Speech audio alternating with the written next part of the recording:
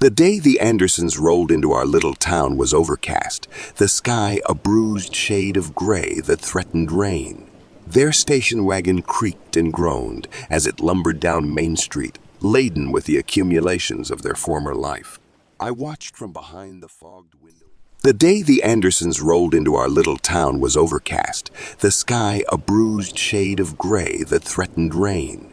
Their station wagon creaked and groaned as it lumbered down Main Street, laden with the accumulations of their former life. I watched from behind the fogged window of the general store, my vantage point at the confluence of commerce and curiosity. "New folks," the clerk muttered, peering over his spectacles. "Looks like it," I replied, pressing my forehead against the glass, leaving an ephemeral mark. The vehicle halted before the dilapidated Victorian on Maple Lane, the for sale sign in the yard swaying like a harbinger as the first drops of rain began to fall. They disembarked, a man and woman, weariness etched into their faces, followed by two teenagers, one gangly and hesitant, the other a girl with a cascade of blonde hair that caught even the feeble daylight and seemed to ignite it. Julie, I would come to learn her name. "Jack, you planning on greeting them or just spying?" Liam nudged me, an irrepressible grin on his face. "Neither," I said, but I felt the pull, an inexplicable tug towards the unknown that often led me into more trouble than I cared to admit. "Good luck with that," he scoffed, heading for the door. "I'll see you at Emily's later." "Maybe," I murmured, though we both knew I'd be there. Liam had that gravitational effect on people. The rain picked up, turning the world outside into a blur of watercolors as the Andersons scurried to unload boxes. Neighbors emerged like specters, offering help and homemade dishes, the veneer of hospitality papering over their ravenous curiosity. It was a dance as old as time, this welcoming masquerade. I made my way out eventually, compelled by the same force that drew moths to flame. The drizzle dampened my hair as I approached, trying to seem nonchalant. "Hey there," I ventured, my voice betraying a hint of the trepidation I felt. "Need a hand?" "Would you? That's mighty kind of you," the man said, relief palpable in his weary smile. He extended a hand. "I'm Paul Anderson." "Jack Thompson," I replied, shaking his hand. His grip was firm, earnest, a man trying to hold on to something already slipping away. "Julie, Mike," he called over his shoulder. "Come meet Jack here." "Hi," she said, stepping forward. Julie, I noted again, locking the name in place. Her eyes were a startling blue, almost mirroring my own, a reflection of thoughts unspoken, of depths unplumbed. "Hello," I responded, managing a half smile. "Welcome to Whitaker." "Thanks. It's different here," she observed, her gaze wandering the rain-soaked street that closed up homes. "Sure is," I conceded. And then, because silence often spoke louder than words, I added, "It's got its charms, though." "Charms," she echoed, a flicker of amusement crossing her features. "Is that what they call it?" "Among other things," I admitted, and I found myself wanting to explain, to unravel the mysteries of our town for her. But instead, I let the silence swell between us, a space filled with potential and the quiet comfort of not being alone. "Could use some help with this one, Jack." Paul gestured to a particularly bulky box, snapping me back to the present. "Sure thing," I grunted, hoisting the weight, feeling the strain in muscles too used to stillness. "Thank you," Julie said, her gratitude simple and sincere. It was disarming, the ease with which she offered kindness, as if it cost her nothing at all. "Anytime," I found myself saying, and I meant it. There was something about her, the open-hearted way she looked at you like she truly saw you. That made you want to believe in better things, even when experience taught you otherwise. "Jack knows everyone around here, Mike," the brother chimed in, clapping me on the shoulder with a smirk. "If you want the inside scoop, he's your guy." "Is that so?" Julie regarded me with newfound interest, her head tilted slightly, as if appraising a puzzle.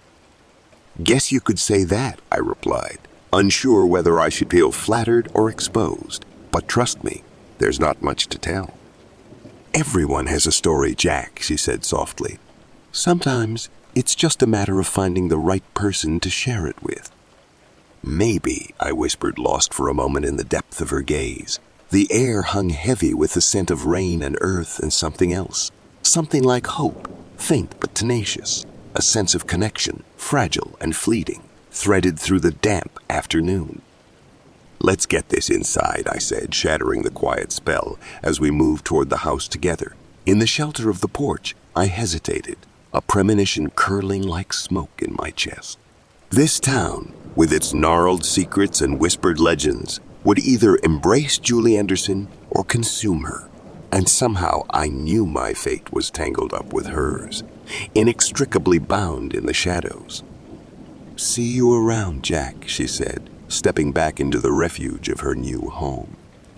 "Yeah," I replied, the word lingering in the air long after I turned and walked back into the rain, back to the life I knew, altered now by the arrival of a girl with eyes like the stormy sky. The time-worn pages of a folklore book lay open on the table between us, the antiquated text seeming to creep off the page like tendrils of an insidious vine. I watched Julie's eyes narrow slightly as she read, her fingers absent-mindedly twirling a lock of golden hair. "Is this what you wanted to show me, Jack? Wendigos?" She looked up from the book, skepticism already painting her features with broad strokes. "Myths and legends from old Algonquian lore." I took a deep breath, my hands feeling uncharacteristically clammy. "Not just myths, Julie. This is real." My voice held a gravitas that echoed off the walls of the small library we were huddled in. "People have gone missing here, and it's not because they've all decided to up and leave." Julie leaned back, folding her arms across her chest, unconvinced. "Disappearing. People can be for 1,000 reasons," she countered, her tone laced with the gentle rationality I was finding both endearing and frustrating. "Sure," I conceded, my gaze dropping to the ominous illustration of the creature in question. "But have you ever heard the screams at night, Julie? The kind that twist your guts and make you think you're hearing the wails of the damned?" A shadow passed over her face, as if the weight of my words had momentarily pressed down upon her shoulders. But then she shook her head, the action seemingly lightening the atmosphere. "Jack, screams in the night could be anything. An animal, the wind, someone's bad dream spilling into reality. Or a Wendigo," I said softly, pushing the book closer towards her. My finger traced the edge of the image, a grotesque figure, part man, part beast, all hunger. It said that it calls out in the voices of loved ones, luring the unwary into the dark. Then they're never seen again. Julie sighed, her blue eyes meeting mine with a clarity that held no room for such darkness. "It's a compelling story, Jack. It really is." But her voice trailed off, and she glanced away, biting her lip. "Go on," I urged, needing to hear her doubts spoken aloud, if only to confront them myself once more. "It's just hard to believe," she admitted, her gaze returning to mine, earnest and searching, "that there's some monster out there, that it's behind these disappearances. Can't it be something more mundane, more human?" "Sometimes the truth is stranger than fiction," I murmured, my mind replaying every account I'd read, every testimony I'd pored over, late into the night. "And sometimes what is human can become monstrous." She considered that for a moment, her thoughtful silence enveloping us like the dense fog that often rolled through the streets. "You really believe this, don't you?" Her voice was softer now, tinged with something akin to compassion, or perhaps pity. I nodded, unable to mask the fervor in my eyes. "I do. And I can't shake the feeling that something terrible is coming, Julie. Something that's been waiting in the woods, watching, starving." Our conversation stalled, the air thick with the unsaid, the unexplainable. Julie finally closed the book, her fingers lingering on the cover as if reluctant to sever the connection to this new, bizarre world I had introduced her to. Let's say, hypothetically, there is a Wendigo, she began tentatively. What would you have us do, Jack? How do you fight a legend? First, I replied, my tone resolute, despite the tremor of doubt that quaked beneath the surface. We have to convince others to take it seriously, to understand that sometimes the oldest fears are the most valid. Convince others, Julie repeated quietly, the weight of the challenge settling upon us like the first heavy snowfall of winter. Exactly, I said, meeting her gaze once more, starting with you. The late afternoon sun was bleeding its last rays through the chinks of the dense forest canopy, casting long, sinewy shadows across Julie's face as we perched on the weathered bench outside the local library. I watched her eyes dance with curiosity and consternation, a push and pull between reason and the abyss of folklore I had laid bare before her. Jack, she started, her voice threaded with a new softness. Tell me more about these disappearances. I felt the gravity of her attention. It was like the hush before a storm. Every few years, someone vanishes. No trace left behind. It's always in the dead of winter when hunger runs deepest in the wild, I said, my gaze fixed on the encroaching darkness between the trees. They say you can hear the Wendigo's call on nights like those, a sound that slices through the silence and curdles your blood. Julie's lips parted slightly, her skepticism waning under the weight of my conviction. That's terrifying, Jack. But couldn't there be other explanations? It's easy to get lost in these woods. Sure, I conceded, the word tasting of ash and defeat. But there are things out here, Julie, things beyond our understanding. The elders speak of them, warnings passed down through generations. She wrapped her arms around herself as though the very thought brought a chill she could not shake off. And you think this, Wendigo is responsible for it all? Something is stalking these woods, I whispered, my voice barely rising above the rustling leaves. It hungers, Julie, and I fear what it might do if it grows desperate enough. In that moment, she reached out, her hand finding mine, a lifeline tossed into the roiling sea of ancient fears. Her touch was both an anchor and an affirmation. Okay, she breathed, and it was as if the world exhaled with us. Okay, I'll listen, Jack. I'm not saying I believe, but I'll listen. Before I could respond, heavy footsteps crunched the dry autumn leaves behind us. We turned to see Mike, Julie's brother, his presence like a sudden cloud over the sun, his green eyes fixed on me with a mix of suspicion and bemusement. Hey, sis, he said gruffly, nodding toward me. You're not filling her head with those ghost stories again, are you, Jack? Legends, Mike, I corrected, feeling the familiar surge of defensiveness. And they're more than just stories. Mike snorted, a smirk playing on his lips as he settled beside us. Yeah, right. And I suppose you've got Bigfoot and the Loch Ness Monster on speed dial too. Mock all you want, I countered, drawing myself up to meet his challenge. But ignorance doesn't change reality.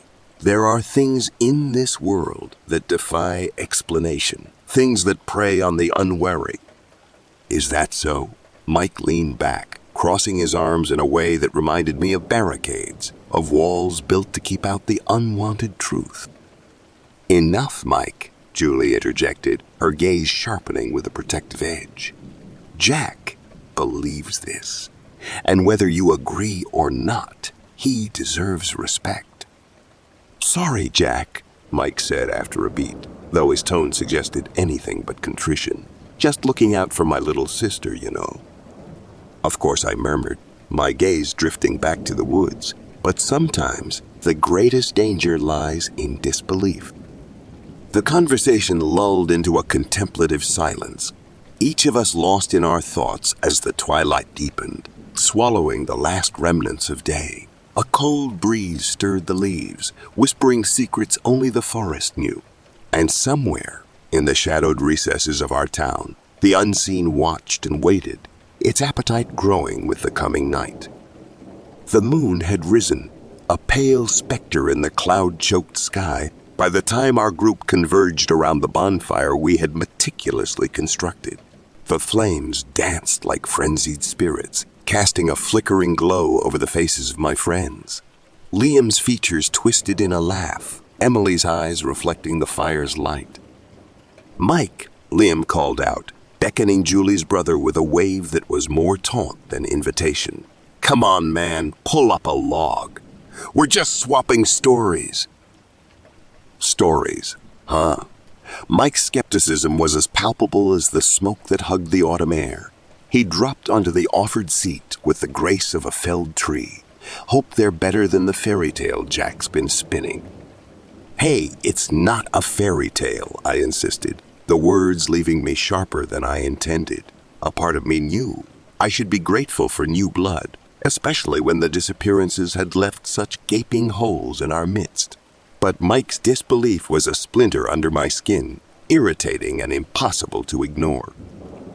"Come on, Mike," Julie chided gently, her hand finding its way to rest on her brother's shoulder, a silent plea for peace. "Jack's just passionate about local legends. It's kind of fascinating, really." "Local legends are one thing," Mike grumbled. "Believing in flesh-eating monsters is another." His gaze met mine, challenging, unyielding. "You seriously expect us to buy into this Wendigo crap?" "Far from crap," I shot back, feeling the burn of their stares. "The weight of judgment. There's history here, evidence that—" "Anecdotes and hearsay," Mike cut in, "not evidence. You need to ground yourself in reality, Jack. Ghost stories are for kids." "Reality has many layers, Mike," Emily interjected, her voice calm and measured. "It's not all black and white. Sometimes you have to look beyond what you think you know." "Philosophy from Emily now. Great," Mike scoffed, rolling his eyes. "Next, you'll tell me to open my third eye." "Maybe your disbelief protects you," I murmured, almost to myself. "Maybe some truths are too terrible to face until they're staring you down, baring their teeth." "Or maybe some people can't accept the randomness of tragedy," Mike shot back. "They have to invent monsters to make sense of it." A heavy silence fell over us then, thick as the darkness that pressed close, whispering of unseen things. I could feel the skepticism emanating from Mike, a barrier as solid as the forest that ringed our gathering. And yet, Julie's presence, her quiet acceptance of my convictions, was a balm to that doubt. "Let's agree to disagree for now," Julie suggested, her voice a soft melody in the night's discordance. "We're all here to get to know each other, right?" "Right," Liam nodded, throwing a log onto the fire and sending a cascade of sparks skyward. "So, Mike, Julie, what brings you guys to our neck of the woods?" "Parents' job transfer," Mike replied, accepting the olive branch, if only for his sister's sake. "But honestly, I'm starting to like the idea of living somewhere where you can actually see the stars."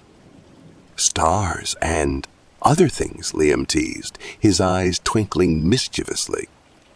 "Other things indeed," I echoed, my gaze instinctively drawn to the tree line where shadows pooled like ink.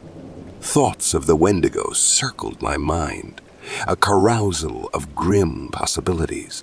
As the fire crackled and conversation resumed, I couldn't shake the feeling that some truths, once unearthed, could never be buried again, no matter how fervently we wished otherwise. The night air bit with the sharpness of a newly honed blade, the kind that leaves a chill even as it slices cleanly through flesh. Our circle of warmth seemed to shrink, despite the fire's persistent glow, under the weight of the vast Minnesotan sky, a tapestry of stars and secrets. "Hey, Mike," Emily ventured, her voice a careful measure. "You ever go hunting?" "Back in Nevada. Not much for game out there," Mike answered, his silhouette rigid against the backdrop of dancing flames. "Why do you ask?" "Thought maybe we could all go sometime. A group thing, you know," she shrugged, but her eyes held an unspoken invitation. "Emily's dad has got a cabin up north," Liam chimed in, casting an encouraging glance at Mike.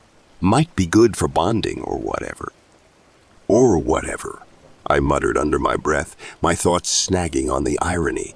The idea of hunting when something might be hunting us was a flavor of irony, not lost on me. But it wasn't the time to speak of such fears. Instead, I watched Julie's face for any signs of discomfort, but found none. Only a gentle curiosity. Her ability to adapt was admirable, enviable even. "Sounds like fun," Julie said, her enthusiasm genuine as she clasped her hands around her knees. "I haven't really experienced much of the wilderness. Don't scare us off just yet." "Too late for that," Mike grumbled, though he offered a half grin to show no real offense taken. "But I'll hold off judgment on your local myths until I see some proof." "Proof," I echoed, my voice barely above the crackle of the fire. "Some things in this world defy the need for proof, Mike. They exist in whispers, in the chill that creeps up your spine, in the primal fear that wakes you in the dead of night." "Jack's got a way with words, doesn't he?" Julie remarked, tipping her head in my direction with a knowing smile. It was neither mockery nor disbelief that colored her tone, but rather a recognition of the thread that wove through my every spoken word. "Always has," Liam confirmed, nodding sagely. "Ever since we were kids, Jack could make believe seem like reality." "Maybe because sometimes it is," I countered, my gaze locking onto the inky black beyond our sanctuary of light. There, in the dense thicket of pines, truths lurked that would unravel the fabric of our comfortable ignorance. Isn't every hunt a search for something elusive? I posed the question to the group, allowing the silence to swell and fill the gaps between us. My friends, this tight-knit fellowship tested by the unknown, seemed to ponder the thought, if only for the span of a few heartbeats. "Elusive, huh?" Mike broke the lull. "Well, if this Wendigo of yours is out there hiding in these woods, then I guess it's the most elusive game of all." "Perhaps," I agreed, my focus shifting back to the faces around me. Julie met my gaze with an unreadable expression, while Mike's eyes, those piercing green mirrors, reflected a spark of something that could have been intrigue or defiance. "Then it's settled," Emily declared. "A hunting trip it is. We'll plan it out, get everyone prepared. It'll be good for us. Get some fresh air, build some teamwork." Teamwork, I mused aloud, the word feeling foreign yet fitting on my tongue. In the coming days, as this peculiar kinship between us grew, so too would the understanding that some hunts were more than mere pursuits of prey. They were quests for truth amidst a forest of lies. "Cheers to that," Liam said, raising an empty soda can in salute. "Cheers," we echoed, our voices mingling with the crackling symphony of the fire, the dance of shadows and light, the delicate balance of camaraderie, and the creeping tendrils of the unknown that sought to ensnare us. The air was thick with the scent of pine and loam, mingled with the less wholesome odors that the forest tried to conceal, decay, damp, and something else, a trace of something foul on the edge of perception. I stood at the forest's threshold with Mike beside me, the canopy above a cathedral of whispers. "Seems like you're pretty set on this hunt," Mike said, squinting into the tenebrous underbrush. His voice held a new note, one that wasn't there before, a resonance that spoke of curiosity nudging against his skepticism. "More than a hunt," I corrected gently. "It's about understanding what we're up against." My hands were restless as I fiddled with the straps of my backpack, laden with the tools of would-be trackers, flashlights, cameras, and somewhat reluctantly, a flare gun. Understanding, or proving. He was probing now, and I could see the wheels turning in his head as we followed the trail that snaked deeper into the woods. Both, I admitted, feeling the weight of his gaze upon me. Maybe if we find proof, people will start taking the disappearances seriously. Jack. Mike stopped walking and I turned to look at him. His expression was unreadable for a moment, then softened. I can't say I believe in your Wendigo, but if there's even a chance that it could help find those who are missing. He trailed off, the implication hanging between us like the mist. Then you'll join us? I asked, hope edging my words. He nodded once firmly. Yeah, I'm in. A sense of solidarity washed over me, and I clapped him on the shoulder. Thanks, Mike. That means a lot. Let's just hope we don't actually find your monster, he quipped, but the grin didn't quite reach his eyes. Hope is a strange companion out here, I said, gazing into the heart of the woods where light dared not linger. It's both beacon and warning. Deep? Mike chuckled, shaking his head. You always talk like that? Only when life feels like a gothic novel, I shot back with a wry smile, and we continued our trek, the ground beneath us spongy with moss and secrets. As the day wore on, the sun dipped below the tree line, casting long shadows across our path. We met up with the rest of the group at the agreed upon clearing. Julie, Liam, and Emily had already started a small fire, its flames carving out a sanctuary of light in the encroaching darkness. Looks like we're all here, Julie said, her blue eyes reflecting the firelight, ready to face whatever's out there together. United we stand, Liam added, tossing another log onto the fire. Then let's plan, I said, drawing their attention as I unfurled a map of the area onto the forest floor. We need to be smart, thorough. This isn't a game. Agreed, Mike said, surprising me with his earnestness. And hey, Jack, if we're doing this, we're doing it right. No half measures. Couldn't agree more, I replied, meeting his steady gaze. Around us, the night sang its haunting lullaby, the wind rustling through the trees like murmured warnings from ancient lips. But within the circle of firelight, there was resolve, a unity forged in the crucible of fear and fascination. Here's to finding answers, Julie toasted, lifting an imaginary glass. To answers, we echoed, and I felt a kinship with these brave souls that went beyond friendship. It was a fellowship carved from the very marrow of our shared humanity, standing defiant against the darkness that sought to divide us. Whatever happens, I thought, we face it as one.